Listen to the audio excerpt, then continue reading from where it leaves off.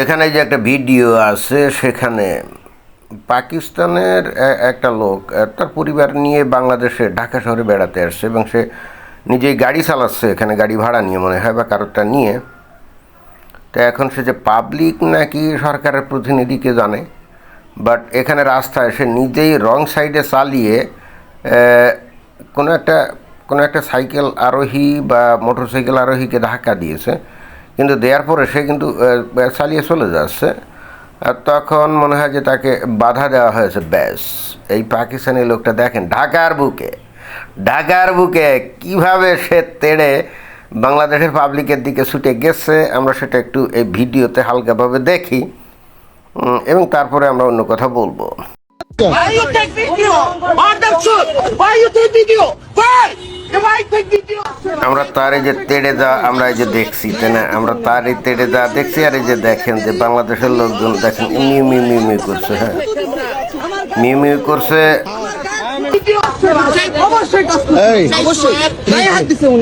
আমি শহীদুল্লাহ হল থেকে বেরিয়ে আমি এই দিকে আসছি। এই ছেলেটা বলছে তার গায়ে হাত দিয়েছে। সে বলছে যে সে শহীদুল্লাহ হল থেকে বেরিয়ে রাস্তায় যাচ্ছিল এবং মানে এর আগে একটা ঘটনা অলরেডি ঘটে গেছে, কিন্তু সেটার ভিডিও এখানে আসে নাই। বাট এখন আবার সে কিন্তু তেড়ে যাচ্ছে। তখন এই ছেলেটা বলছে তার নাকি গায়ে হাত দিয়েছে কি ওই পাকিস্তানি লোকটা। ঢাকার বুকে, বাংলাদেশের বুকে ঢাকায় গাড়ি চালিয়ে যাচ্ছে, সেই রং করছে, তারপরে সেই কিন্তু আবার বাংলাদেশের পাবলিকের গায়ে হাত দিয়েছে এবং এরপরে আবার সে তেড়ে আসছে। এবং দেখেন যে সে কীভাবে তেড়ে আসছে এবং তাকে অনেকটা বুঝিয়ে শুনিয়ে আবার ফেরত পাঠানো হচ্ছে। এখানে এই মোটর সাইকেল আরোহী সে বলতে চাচ্ছে যে সেই মানে পাকিস্তানি লোকটাই আসলে দোষী। সে কিন্তু এটাই বলতে চাইলো। আবার ওই যে দেখেন যে পুলিশ সে কিন্তু এসে পাকিস্তানি লোকটাকে কিছুই না বলে অনেকটা মিউ মিউ করছে, তাই না? অনেকটা মিউ মিউ করছে।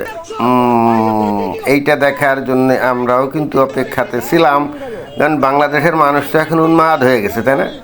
বাংলাদেশের মানুষ এখন উন্মাদ হয়ে গেছে। তারা এখন পাকিস্তানের সাথে গলাগলি করে তারা পাকিস্তানি হতে চায়, পাকিস্তানের অংশ হতে চায়। আর পাকিস্তান এটাও সেটা বুঝে গেছে। ব্যাস, বাংলাদেশে বেড়াতে এসে তারা কিন্তু এখন আবারও সে 71 সালের আগে তারা যে আচরণগুলো করতো, দেখেন যে ওই লোকটার সাথে আসা মহিলাটা, সেও কিন্তু দেখেন কিভাবে চড়া হয়েছে। আর এখানে পুলিশ কিন্তু ওই পাকিস্তানি লোকটাকে কিছুই বলছে না। আবার অবশেষে একটা পর্যায়ে মানে সে এটাও বললো, আমি শুনলাম যে সে বলছে আমি মুসলিম। আবার এই বাংলাদেশের এরাও বলছে আমরাও তো মুসলিম। তো হ্যাঁ, এটাই আমরা আসলে দেখার জন্য অপেক্ষাতে ছিলাম। এখনও বাংলাদেশ অফিসিয়ালি ডিক্লেয়ার করে নাই they are the part of Pakistan, but right now পাকিস্তানিরা বাংলাদেশে এসে তারা কিন্তু ঠিকই সেই 1971 সালের আগে তারা যে মনিবীয়ভাবে, অর্থাৎ বাংলাদেশের মানুষদেরকে যেভাবে চাকর বাকর মনে করতো, বাংলাদেশের মানুষদেরকে মানে অপদস্থ করতো, ঠিক সেটাই তারা করা শুরু করেছে। এবং বাংলাদেশের পাবলিক দেখেন কাপুরুষের মতো, ভীরু কাপুরুষের মতো ওখান থেকে সরে যাচ্ছে। হ্যাঁ, এটাই দেখার জন্য আমরা অপেক্ষাতে ছিলাম, কারণ এটাই তো বাংলাদেশের মানুষ চাচ্ছে। এবং বাংলাদেশের মানুষ কেন, বাংলাদেশের সরকারও কেন জানি চায়, রাজনীতিবিদরাও চায়। হ্যাঁ, এটাই তো একদম যা চাচ্ছে সেটাই তো হবে। এবং ইন্টারেস্টিং ব্যাপার হচ্ছে এটা একেবারে পাকিস্তানের সাধারণ পাবলিকরাও তো বুঝে গেছে। তার একটা উজ্জ্বল নমুনা কিন্তু এটা, কারণ আমরা তো দেখলাম যেখানে ঢাকার বুকে এসে সে অন্যায় করছে, সেখানে সে শরিক কোথায় বলবে না, সে উল্টে বাংলাদেশের লোকদের উপরে হামলে পড়ছে। অর্থাৎ তার বক্তব্য বলে, এই আমি রাজার জাতি, আমরা হইলাম তোদের রাজা আর তোরা হইলো প্রভু, ওই প্রজা। আমরা যাই কিছু করি না কেন, আমাদের যদি ভুলভাল হয়ও তো সেটাও কোনো অন্যায় না, এটাও তোদেরকে মেনে নিতে হবে। আবার মাপটাপ কী কারণে চাইব? হ্যাঁ, এটাই। এখন আমার প্রশ্ন, বাংলাদেশের কোনো পাবলিক পাকিস্তানে যদি যায় এবং এরকম ধরনের কোনো সিচুয়েশনে যদি পড়ে এবং বাংলাদেশের পাবলিক যদি পাকিস্তানিদের কোনো লোকের দিকে তেড়ে যায়, তখন এই বাংলাদেশের লোকটার কী হাল হবে বলেন? বাংলাদেশের পাবলিকের কী হাল হবে? আপনারা একটু কল্পনা করেন তো, হাড্ডি গুড্ডি জায়গায় থাকবে না, ছাল চামড়া একেবারে সাইজ করে দিবে, তাই না, একসাথ করে দিবে। এখন আমরা যেটা দেখলাম যে সে বাংলাদেশে বেড়াতে আসছে একজন ট্যুরিস্ট ভিসা নিয়ে, হয়তো বা কি আমরা জানি না, সে আবার ISI এর কোনো অনুসর কিনা, যেভাবে গাড়ি টাড়ি চালাচ্ছে, যেভাবে তেড়ে আসলো সেরকম হতেও পারে, আমরা তো জানি না ঘটনাটা আসলে কি। তো এখন তারা কিন্তু এসে ঠিকই বাংলাদেশে দবরব দেখাচ্ছে এবং তারাই বাংলাদেশ চালাচ্ছে, বস্তুত এরকমই একটা অভিব্যক্তি এখান থেকে আমরা স্পষ্ট বুঝতে পারলাম, তাই না। কিন্তু বাংলাদেশের পাবলিক বললো না, বাংলাদেশের পুলিশ বললো না, এবং ওই ছেলেটা যে বলছে শহীদুল্লাহ হল থেকে বেরিয়েছি, তার মানে ঢাকা বিশ্ববিদ্যালয়ের ছাত্র।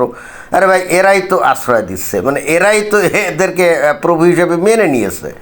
তা এখন প্রভু হিসেবে তোমরা মেনে নিয়েছো পাকিস্তানিদেরকে, তারপরে তোমরা তাদের হাতে চড় থাপ্পড় উষ্ঠা বা তাদের ধমক খাইবে না, এটা কি হয়? তোমরা যেটাকে স্বেচ্ছায় যাদেরকে আহ্বান করে ডেকে নিয়ে আসছো, কথিত এবং কাল্পনিক ভারতীয় আধিপত্যের বিরুদ্ধে লড়াই করার নাম করে, তাই না। ভারতের কোনো লোকজন জীবনে কোনো দিন বাংলাদেশে এই কাজ করছে বা করার সাহস পেয়েছে শেখ হাসিনার আমলে? আচ্ছা ধরেন, এখন যদি শেখ হাসিনার আমল থাকতো, পাকিস্তানের এই লোক এই ধরনের আচরণ করার সাহস পেত? আপনারাই বলেন, সাহস পেত কি না? বাংলাদেশটাকে এখন এই অন্তর্বর্তীকালীন সরকার এবং পরে এই যে বিএনপি সরকার কোন লেভেলে নিয়ে গেছে, এই একটা ছোট্ট ঘটনা থেকে তার কিন্তু হালকা কিছু আভাস পাওয়া যাচ্ছে, তাই না, যে বাংলাদেশের স্বাধীনতা সার্বভৌমত্ব।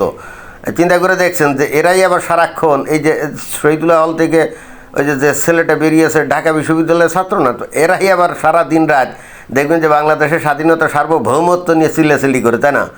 তো সেই ঢাকা বিশ্ববিদ্যালয়ের ছাত্র তোমাকে এই যে পাকিস্তান থেকে উড়ে এসে তোমার উপরে যে চড়াও হলো, এতে করে তোমার মানে বাংলাদেশের স্বাধীনতা সার্বভৌমত্ব কোথায় গেল? অর্থাৎ এতে চড়াও হয়েছে তো এমনি হয় না, এ তো ঠিকই আগে থেকে এ তো সব কিছু জানে যে বর্তমানে বাংলাদেশে পাকিস্তানিদের যে অবস্থা, পাকিস্তানে IS বা সেনাবাহিনীর লোকজন যেভাবে বাংলাদেশে এসে বাংলাদেশে যেভাবে প্রভাব বিস্তার করছে, এই জিনিসগুলো সে সম্যক জানে বলেই কিন্তু গাড়ি থেকে বের হয়ে এসে চড়াও হচ্ছিল।